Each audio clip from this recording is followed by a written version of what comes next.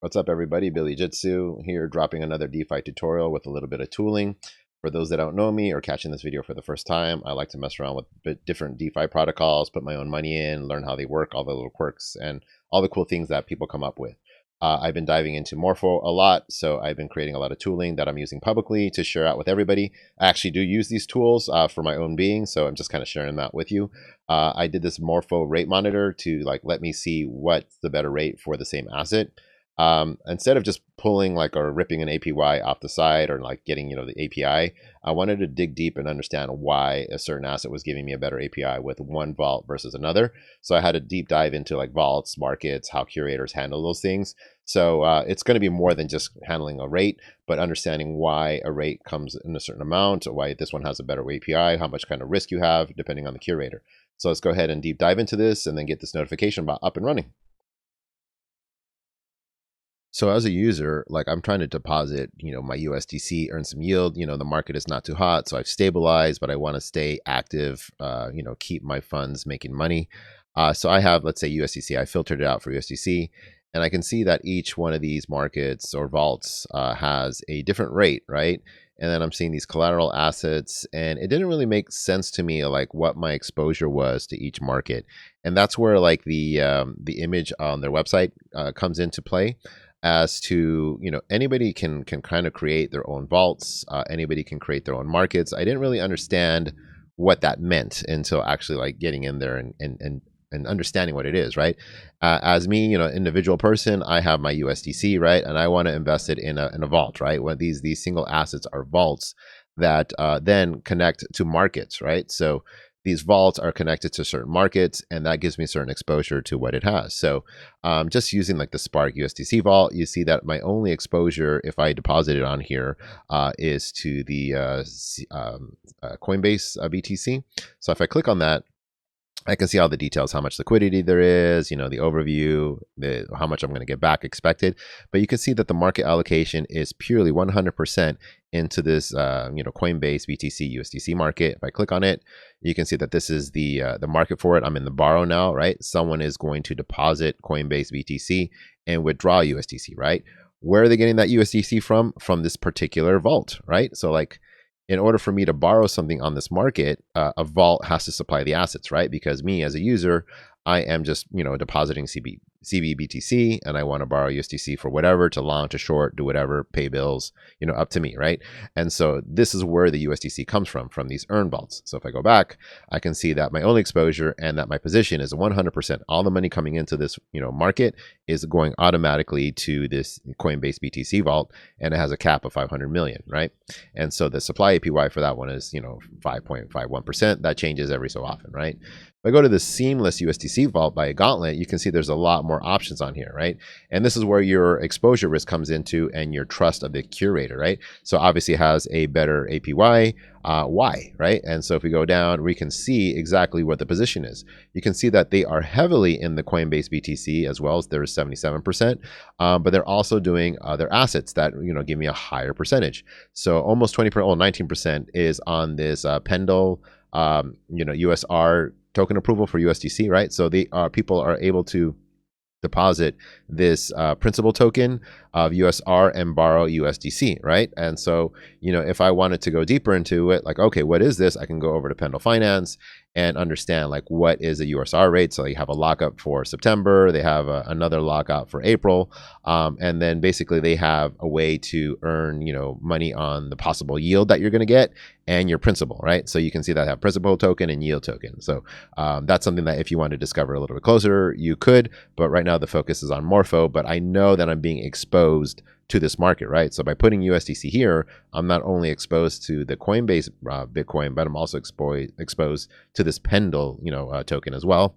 And it has the expiration date, right? And that is giving me a slightly better yield and then exposure, right? So I have the total supply, they have almost 40 million here, and then the cap is 50. So, they've kind of allocated over to this other one, and they allocate it down and down and down and down, so they have different markets that you are exposed to. So if you don't feel like you're comfortable with that exposure, you know the right market for you, right? And so basically the weight of the way they do it is how you get your APR. So if I go to this Moonwell flagship, and I wanted to do the same thing, right? I can see that they are 100% in, Coinbase BTC, and a little bit on the wrapped ETH, but you can see that this one has a much, much better rate. So if they had put more money in here, this one would have given me a much better rate, right?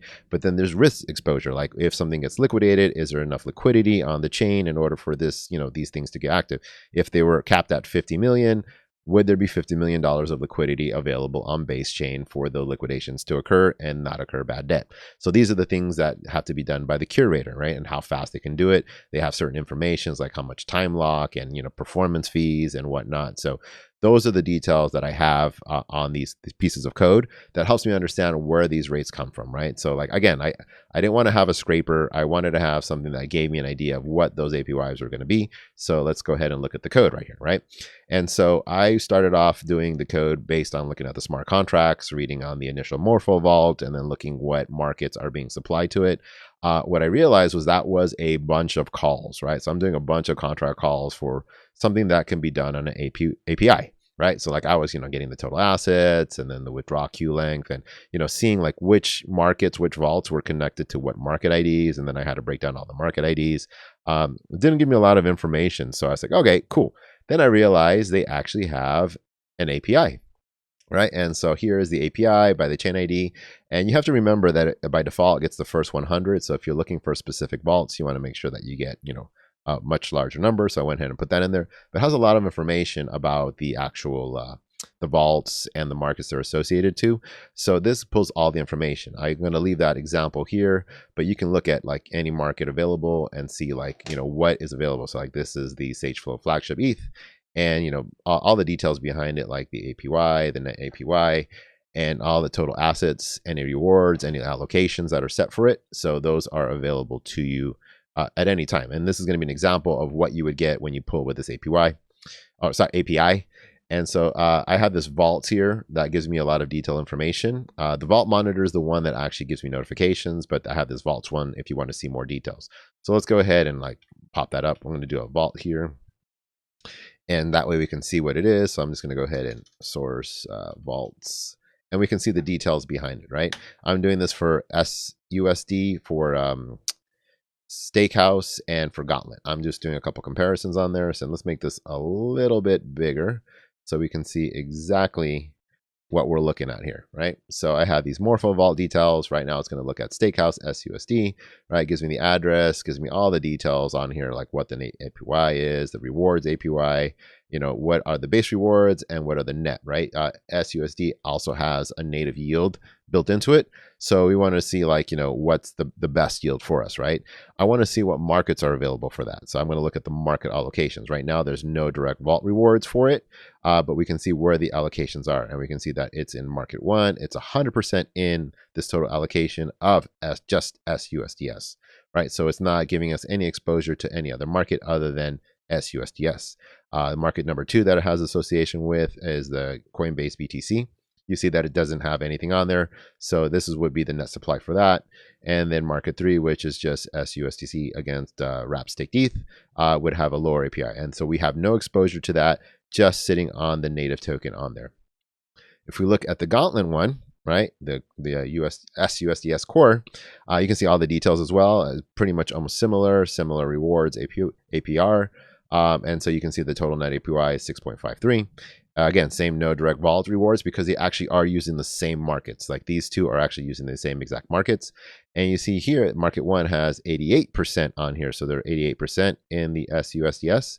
And then they have 11% sitting on the SUSDS. Oh, sorry, excuse me. 88% on the Coinbase BTC, and then 11% just sitting in SUSDS. So a little bit more risk, but a little bit more reward, so to say, right? So that's how we kind of balance out the two details. And then all I'm doing is basically looking at the difference of the APIs of the Steakhouse and Gauntlet USD. And I cut it off for formatting because I don't want to have super long, percentages. So I can see that there's a raw API difference behind the scenes, and then it'll give me an APY comparison result based on the markets, our allocations, and whatnot, and then kind of, basically tell me, is it worth switching or not switching, right? And so just so I can look at that and see what it looks like, let's just go ahead and go into the earn and see what that looks like. So I'm going to go into the SUSDS. just to show you what that is. So let me just go ahead and deposit the SUSDS, mark that down so we can see the differences. And you can see that my Gauntlet core has here, it's 5.36. And you can see exactly what I was talking about. 88% was distributed, getting this kind of rate. This market has this kind of bonus on it. This just has a native yield and 11% is on there. If I go over to the Steakhouse, same thing, they're 100% in just the token only, so no exposure to any of these two tokens. So those are the things that I'm considering and how Morpho works, and the beauty of it for the curators, right? I'm trusting the curators to let me know, make the smartest decision, looking at the liquidity, how much is supply. That gives me all that information available, right? And so, okay, great. That's awesome. How do I get that notification, right? This is a whole bunch of details. It also downloads the base vault JSON file for you if you call this vaults. So you can see exactly what all the vaults are in case you are missing any vault in particular, or maybe you typed in the wrong address. You can kind of scroll through there and just kind of look at, what's available, what rewards on there, and you can pick and choose what you need from there. But the Vault Monitor is the one that's going to give me the notifications on Telegram. And if you looked at the previous tutorial before, I kind of cover the Telegram notifier, and kind of using that same query for that API call. I'm using that same stuff. I have defaults, every 10 minutes, check, give me a cooldown of every 10 minutes. For this demo, I am doing a difference of 0%, so I can get a notification to let me know, what the APY is. Again, you can have it to 1%, 2%. If it's not worth switching vaults for anything, then, no lower than 5% difference, then it won't notify you, right? Unless there's a big difference on there. So for right now, again, it's 0%. So they're almost identical because it's like literally almost to the same exposure on each vault. And just to put right here, this safe get, when I'm looking at base vaults and I'm looking at vaults that don't have a counterpart, like this market it was SUSDS and Wrapstake ETH, and then the original market of just having USDS. There's no collateral market, right? Because it's just a native token earning native yield. It was giving me an error. So thank goodness for AI, and I have this safe get. So it gives me like default values of not applicable if there is no collateral asset. So it didn't crash on me. So that's kind of the safe get option. And then this is just formatting percentage. I wanted to have percentages on there so I can like view it and whatnot. And then let's get into the calculate rewards APY. So I just wanted to get like the rewards. If we look at the base JSONs, we can look at, let's just look at this standard vault here, this ATB. It gives me all the information. Great APY, net APY, great rewards. There is no rewards for this vault whatsoever, but it does have some allocations to it. And the allocations is where, there is rewards towards the market. So depending on how many assets are supplied, that weight matters on how much APY I get for that token. And so I'm looking for each collateral asset has its own unique key, which is this unique market. And we can look at how much the supply APY we're going to get, borrow APY we're going to get, and how much we are going to earn on there, depending on how much of the supplied assets are per reward. So if we look at the SUSD one, let me just go ahead and clear that out. And I'm really trying to keep this as short as possible, but let me go SUSDC.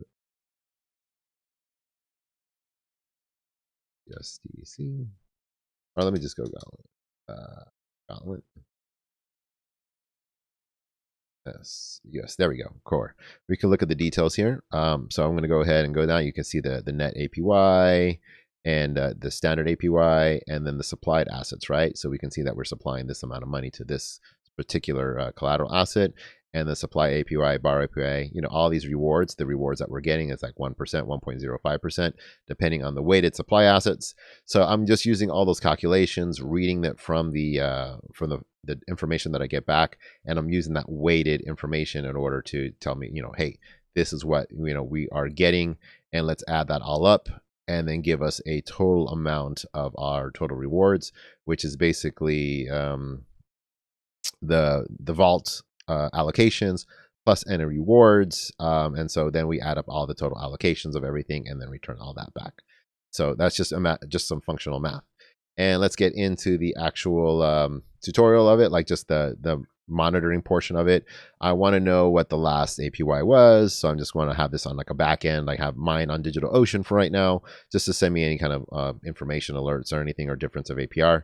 And so Telegram notifier is the same way we did it on the last video. I'm not really going to cover that, you know, how to set up your token, how to do your channel.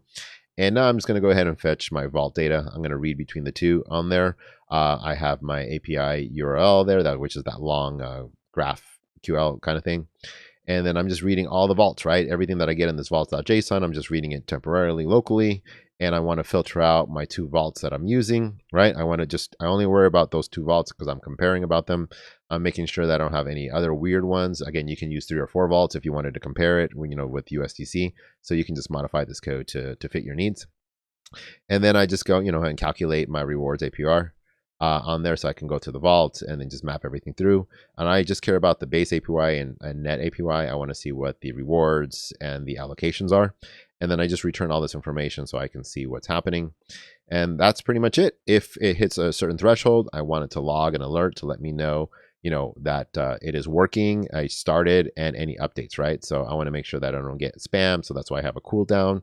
I talked about that on the other video, and then just send a message, right? So want to make sure that we are like monitoring these vault 1, vault 2, and the difference of API threshold, and it's going to check every so often in time. If the, you know, if it meets my actual message, right? This is the format.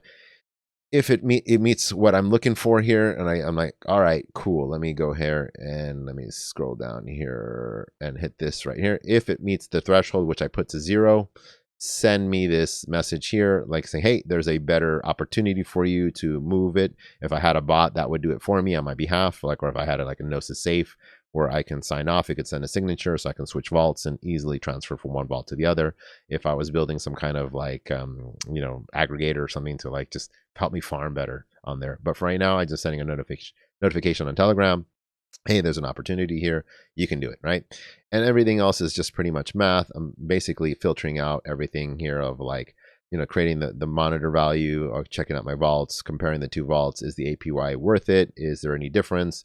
You know, just let me know which vault has a better percentage, right? I just want to track APY changes.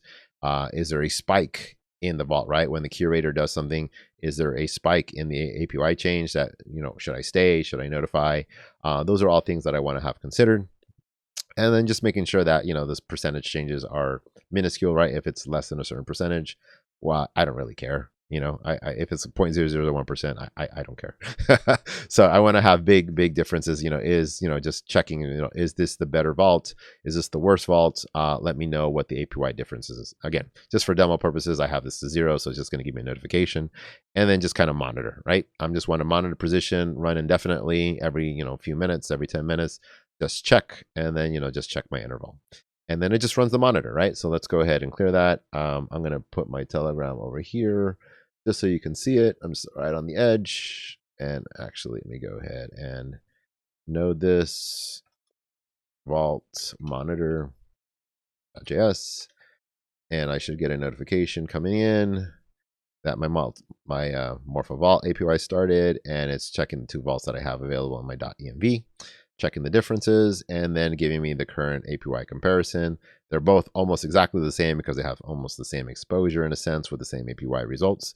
So difference is 0%. And, you know, just by default, it's just giving me the Gauntlet SUSDS, just because it has a small return in there. It's being cut off by the formatting, but there's like a 0.0001 difference in APY. So, you know, it's giving me that.